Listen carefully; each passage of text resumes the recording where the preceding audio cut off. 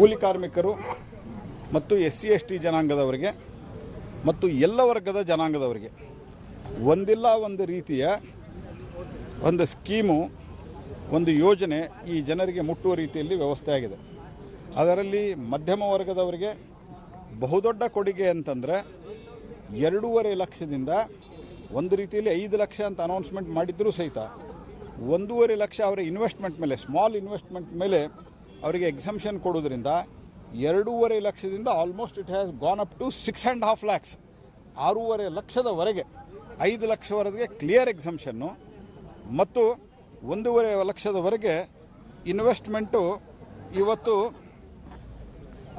ಲೆಕ್ಕ ಹಿಡಿದ್ರೆ 6.5 ಲಕ್ಷ ಇವತ್ತು ನಮ್ಮ ಮಧ್ಯಮ ವರ್ಗದ ಮತ್ತು ನೌಕರದಾರರಿಗೆ ಸಿಕ್ಕಿದೆ. ಇದರಿಂದ 3 ಕೋಟಿ ಜನರಿಗೆ ಲಾಭ ಆಗ್ತದೆ ಮತ್ತು 6,000 ರೂಪಾಯಿಯನ್ನು ರೈತರಿಗೆ ಪ್ರತಿ ವರ್ಷ 6,000 ರೂಪಾಯಿಯನ್ನು ಅವರ ಅಕೌಂಟ್ನಲ್ಲಿ ಹಾಕುವಂಥ ತೀರ್ಮಾನ ಏನಿದೆ, ಇದರಿಂದ 12 ಕೋಟಿ ಕುಟುಂಬಕ್ಕೆ, ಅರ್ಥಾತ್ 60 ಕೋಟಿ ಜನರಿಗೆ ಲಾಭ ಆಗುವಂಥ ಒಂದು ವ್ಯವಸ್ಥೆಯನ್ನು ಸನ್ಮಾನ್ಯ ಮೋದಿ ಸರ್ಕಾರ ಇವತ್ತು ಪಿಯೂಷ್ ಗೋಯಲ್ ಅವರು ಮಾಡಿದ್ದಾರೆ.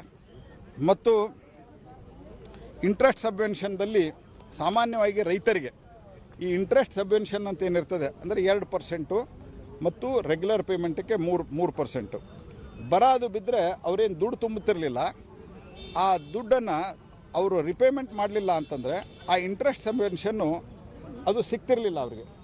ಅದನ್ನು ಬರ ಮತ್ತು ನ್ಯಾಚುರಲ್ ಕೆಲಾಮಿಟಿಯ ಸಂದರ್ಭದಲ್ಲಿ ಅದನ್ನು ಅನ್ಲಿಮಿಟೆಡ್ ಆಗಿ ಎಕ್ಸ್ಟೆನ್ಷನ್ ಮಾಡಿರುವಂಥದ್ದು. ಅವರಿಗೆ ಆ ಸಂದರ್ಭದಲ್ಲಿಯೂ ಸಹಿತ ಈ ಇಂಟ್ರೆಸ್ಟ್ ಸಬ್ವೆನ್ಷನ್ ಅಂದರೆ ಕೇವಲ 2%ದಲ್ಲಿ ಅವರಿಗೆ ಸಾಲ ಸಿಗುವಂಥ ವ್ಯವಸ್ಥೆಯನ್ನು ಮಾಡಿರುವಂಥದ್ದು.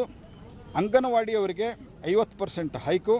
ಈ ಎಲ್ಲ ಸಂಗತಿಗಳು ಮತ್ತು ಶ್ರಮಯೋಗಿ ಪೆನ್ಷನ್ ಯೋಜನೆ, ಈ ಯೋಜನೆಯಲ್ಲಿ 50% ಭಾರತ ಸರ್ಕಾರ ಅದರಲ್ಲಿ ತನ್ನ ಕಾಂಟ್ರಿಬ್ಯೂಷನ್ ಕೊಡುವಂಥದ್ದು ಯೋಜನೆ. ಇದರಿಂದ ಕನಿಷ್ಠ ಪಕ್ಷ 3. ಬನ್ನಿ ಇದ್ರ ಬಗ್ಗೆ ಮಾತಾಡೋಣ. ಕೆ ಶರ್ಮಾ ಅವರು ಆರ್ಥಿಕ ತಜ್ಞರು ಮತ್ತು ಕಾರ್ಮಿಕ ಮುಖಂಡರು. ಇದಕ್ಕೆ ಮೊದಲು ಕೂಡ ಶರ್ಮಾ ಅವರು ಮಾತಾಡಿದ್ರು. ಈ ಬಜೆಟ್ನ ಬಗ್ಗೆ ಅವರ ಅಭಿಪ್ರಾಯಗಳೇನು? ಶರ್ಮಾ ಅವರೇ, ಈ ಬೆಳವಣಿಗೆಯ ಪೂರಕವಾಗಿರುವಂಥ ಅಂಶಗಳು ಮತ್ತು ಇಲ್ಲ ಪೂರಕವಾಗಿಲ್ಲದ ಅಂಶಗಳು ಅನ್ನುವಂಥದ್ದು ಈ ಬಜೆಟಲ್ಲಿ ತಾವು ಗಮನಿಸಿದಂಥ ಸಂದರ್ಭದಲ್ಲಿ ಹೆಂಗೆ ಅನಿಸ್ತು ಸರ್ ತಮಗೆ?